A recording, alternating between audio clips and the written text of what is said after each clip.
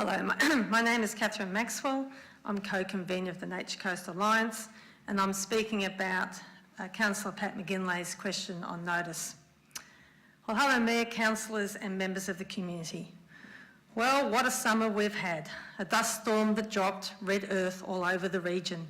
Bushfires just north of Moruya and in the north of the Eurobodalla.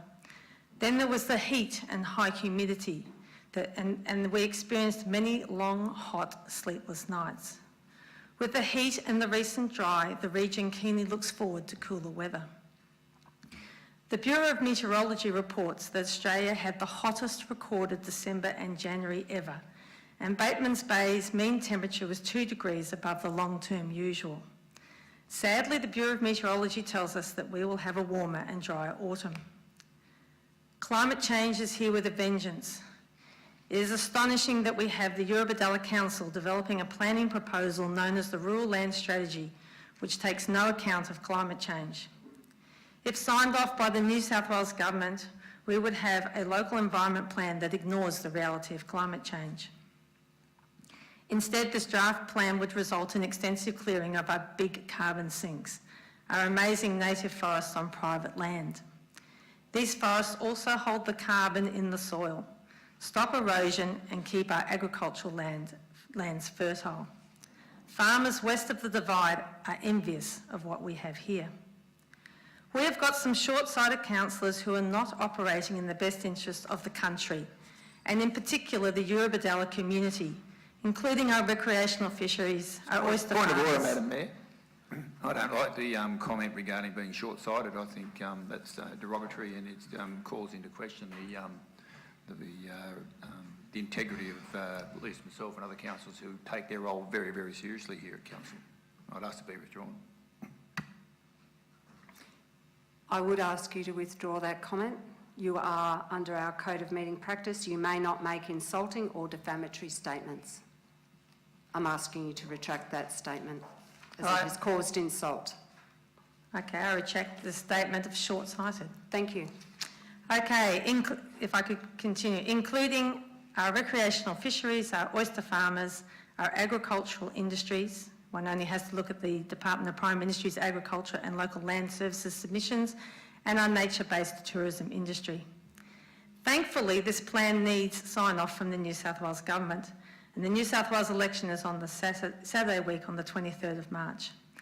Leanne Atkinson, Labor candidate for Bega, and William Douglas Green's candidate for Bega have given a public commitment that if elected, Point of order, Madam. their parties would send... Excuse me. Yes, councillor.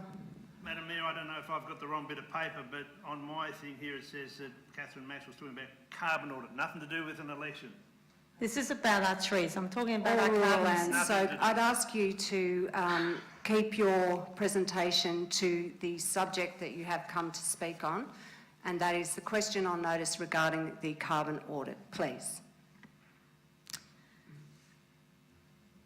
Look, I am talking in relation to the carbon audit, and what I'm saying is that through the Rural Land Strategy, it is going to impact our largest carbon sink, which is our native forests.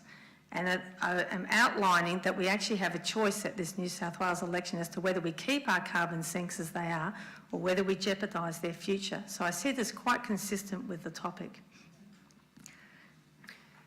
It has absolutely no relevance to a state election, and I will ask you to not draw the same conclusions that you have. You can speak on the question on notice, which is about a carbon audit.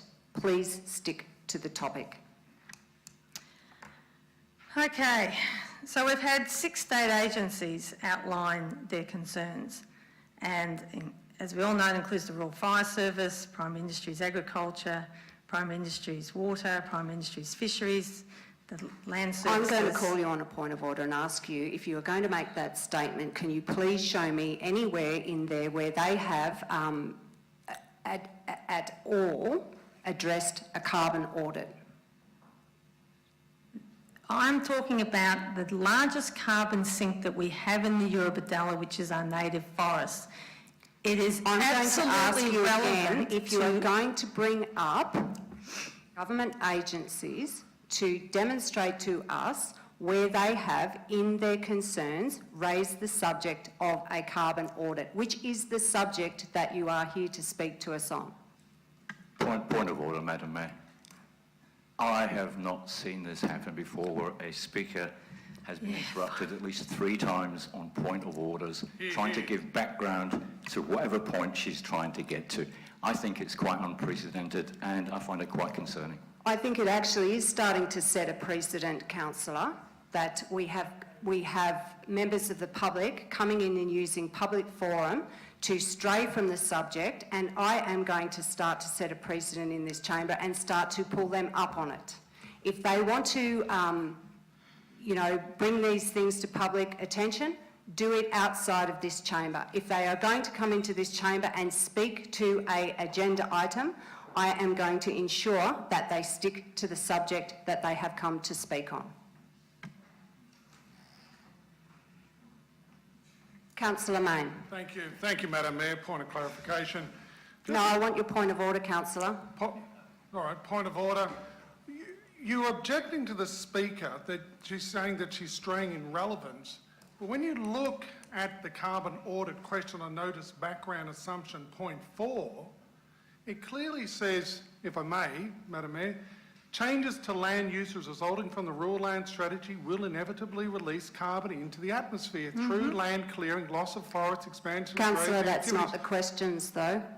Well, I think the individuals raising this very issue and inciting concerns raised by 6 state government departments in relation to this, I would have thought that's clearly relevant. If that's not relevant...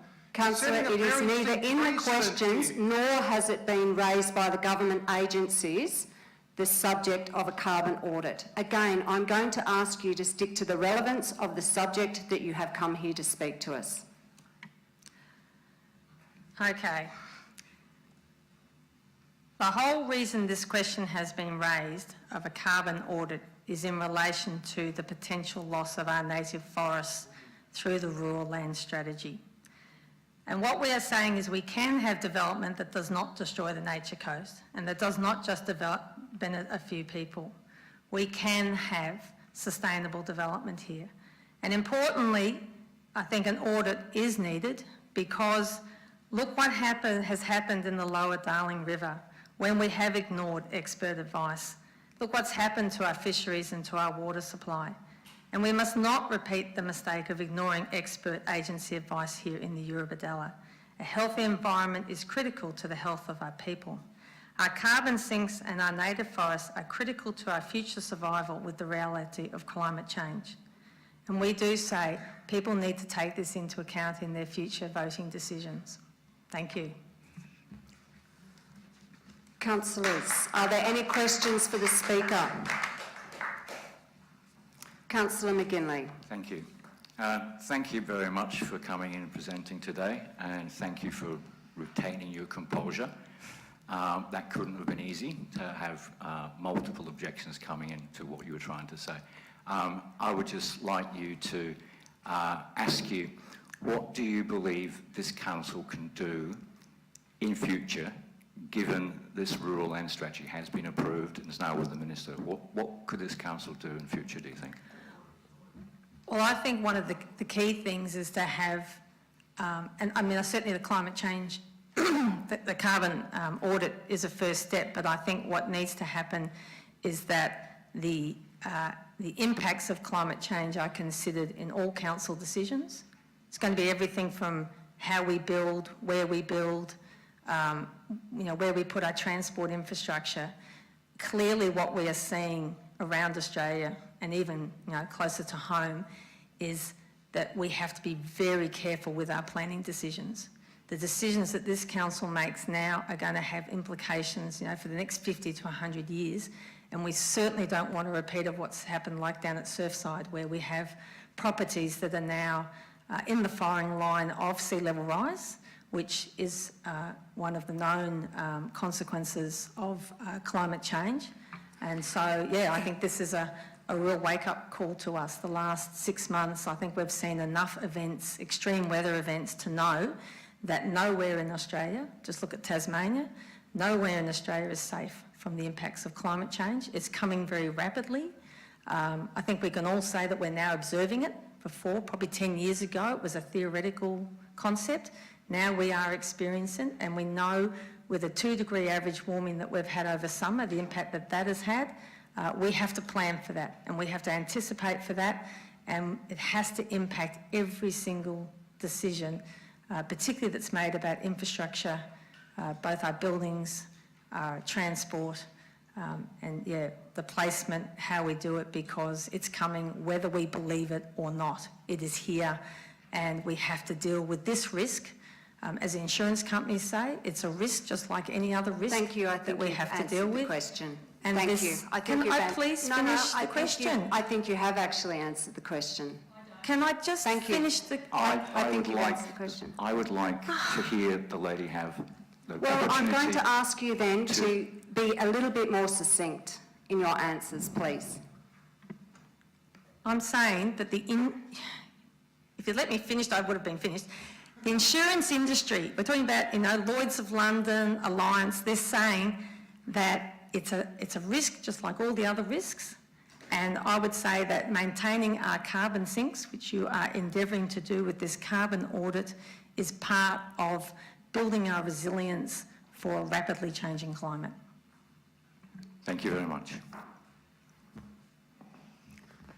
Councillor Mayne. Thank you, Madam Mayor, through you. Thank you, Ms Maxwell, for your informative presentation. We're into transparency and engagement. We try to encourage our members of the community to come and speak. How have you found the experience of speaking to this chamber this morning?